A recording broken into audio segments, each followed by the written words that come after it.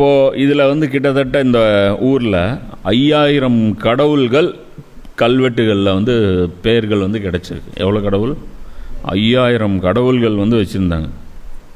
அது சின்ன சின்ன அந்த பகுதி இருக்கும்ல. இப்போ நம்ம ஈரோட்டில் இருக்கிறோம். அப்போ சின்ன சின்ன பகுதி இருக்குல்ல, கருங்கல் பாளையம், பள்ளிப்பாளையம், கிச்சிப்பாளையம், அந்த பாளையம், இந்த பாளையம், இந்த புதூர், அந்த புதூர், இந்த மாதிரிலாம் குட்டி குட்டி ஊர் இருக்குல்ல. அந்த ஒவ்வொரு ஊருக்கும் வந்து ஒரு தனி கடவுள். இங்கே அப்படி தானே இருக்குது. பொங்கல் வந்து ஒவ்வொரு இடத்துல ஒவ்வொரு இதில் தனித்தனியாக நடத்துகிறாங்க. அப்போ இதெல்லாம் என்ன? சின்ன கடவுள். ஒரு பெரிய கடவுள், ஹப்புக்கே ஊருக்கே சேர்ந்து ஒரு பெரிய கடவுள், அந்த கடவுள் ஒன்று இருக்குது. அப்போது அந்த கடவுள் வந்து பார்த்திங்கன்னா, அந்த கடவுள் வந்து மெயின் கடவுள், மற்றவங்கெல்லாம் வந்து துணை கடவுள்கள். அப்போ அந்த கடவுள் யார் அப்படின்னா, நன்னார் அப்படிங்கிற அந்த கடவுள் தான் மிகவும் உயர்ந்த அந்தஸ்தை பெற்ற கடவுள். நன்னார் அப்படிங்கிற கடவுள். இந்த கடவுள் இதுதான் உருடைய லோக்கல் கடவுள். புரியுதா? கிட்டத்தட்ட காபாவுடைய பொசிஷன் எல்லா இடத்துலையும். இப்போ துல்கலசா வச்சு யூஏ போன்ற பகுதிகளில் வணக்க வழிபாடு நடந்துகிட்டு இருந்துச்சு. சனால கோயில் இருந்துச்சு, வேறு இடங்களில் சின்ன சின்ன கோயில் இருந்துச்சு. ஆனால் பெரிய கோயில் எது? காபா.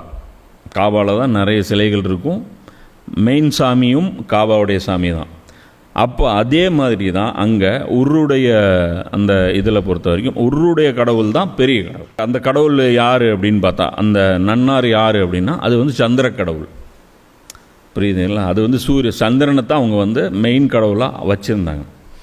இதன் மற்றொரு பெயர், அதாவது சில ஊர்கள் வந்து பார்த்திங்கன்னா அதுக்குடைய பக்கத்தில் சில ஊர்களுக்கு பேரே வந்து கமரினா அப்படின்னு இருக்குது.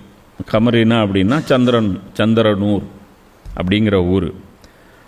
இதுக்கு அடுத்தது வந்து பார்த்திங்கன்னா லர்சா அப்படிங்கிற ஒரு ஊர் இருந்திருக்கு. அந்த இடத்துல வந்து யார் கடவுள் அப்படின்னு பார்த்தோன்னா, அதாவது 2வது பெரிய சிட்டி. இப்போ உதாரணத்துக்கு சொல்லப்போனால் ஆந்திராவில் பெரிய சிட்டி எது? ஹைதராபாத். அதுக்கு 2வது பெரிய சிட்டி எது? விஜயவாடா. இப்போ இங்கே எப்படி மெட்ராஸு பெருசு. அதுக்கு அடுத்தது பார்த்திங்கன்னா திருச்சி வரும், இல்லைன்னா கோயம்புத்தூர் வரும். இது மாதிரி வந்து பார்த்திங்கன்னா 2வது பெரிய நகரங்கள் இருக்குது. அந்த கடவுள் வந்து அங்கே வந்து ஷம்மாஸுங்கிற கடவுள். அது யார்? சூரியனூர். அப்படியே ஸ்டெப் பை ஸ்டெப்பாக சின்ன சின்ன ஊர்கள்லாம் பார்த்திங்கன்னா ஒரு நட்சத்திரத்தை வணங்கும். புரியுதுங்களா? வானத்தில் ஒரு நட்சத்திரம் இருக்கும், அதுக்கு ஒரு கடவுள், அதுக்கு ஒரு சிலை, அதுக்கு ஒரு கோயில், இப்படி வழங்கிட்டு இருந்தாங்க. எல்லா வகை வழிபாடுகள் சடங்குகள் எல்லாமே இவங்க யாருக்கு செய்வாங்க? அந்த சிலைகளுக்கு செஞ்சாங்க. அல்லாவை வணங்குவதற்கான எந்த ஒரு ஏற்பாடும், அதாவது பெரிய கடவுள் அல்லாஹ், அந்த கடவுளை வணங்குவதற்கான எந்த ஒரு அரேஞ்ச்மெண்ட்ஸும் கிடையாது. நன்னாருடைய சிலை எங்கே இருக்கும் அப்படின்னு பார்த்தா, அது வந்து ஒரு உயரமான மலையில், பெரிய மலையில் அங்கே வந்துட்டு ஒரு அரண்மனை, பெரிய ஒரு அரண்மனை எழுப்பி அதில் வந்து நன்னாருடைய சிலைகள் வந்து இருக்கும்.